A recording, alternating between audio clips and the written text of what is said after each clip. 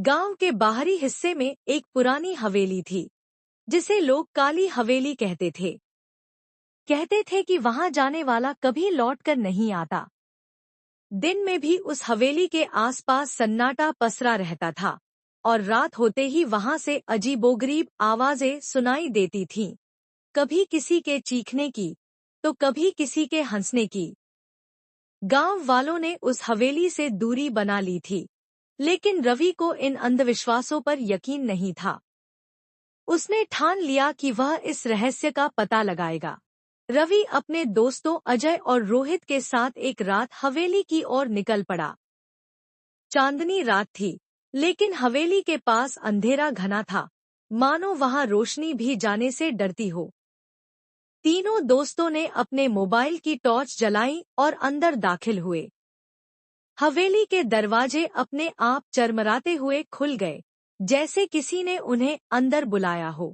भीतर घुसते ही ठंडी हवा का झोंका आया और उन्हें ऐसा लगा जैसे कोई साया उनके पीछे पीछे चल रहा हो। दीवारों पर पुरानी पेंटिंग्स टंगी थी, जिनकी आंखें अंधेरे में चमक रही थी। जैसे ही वे एक बड़े हॉल में पहुंचे, वहां पड़ी एक पुरानी कुर्सी अचानक हिलने लगी। अजय ने घबराकर कहा, यहाँ कुछ गड़बड़ है, हमें वापस चलना चाहिए। लेकिन रवि जिद पर अड़ा था। तभी अचानक एक जोरदार हंसी गूंजी। वह हंसी ऐसी थी जैसे कोई बहुत दूर से लेकिन साफ सुनाई दे रहा हो।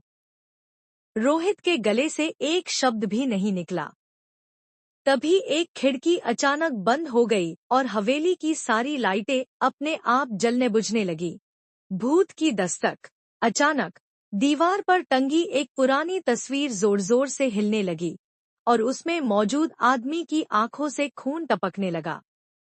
तीनों ने पीछे मुड़कर देखा तो एक लंबी परछाई धीरे धीरे उनकी ओर बढ़ रही थी। रवि ने हिम्मत जुटाकर पूछा, कौन हो तुम? उस परछाई ने हंसते हुए कहा, तुमने यहाँ आकर बहुत बड़ी भूल की है। अब तुम्हारी भी वही हालत होगी जो बाकी लोगों की हुई। इतना कहते ही पूरा कमरा अंधेरे में डूब गया।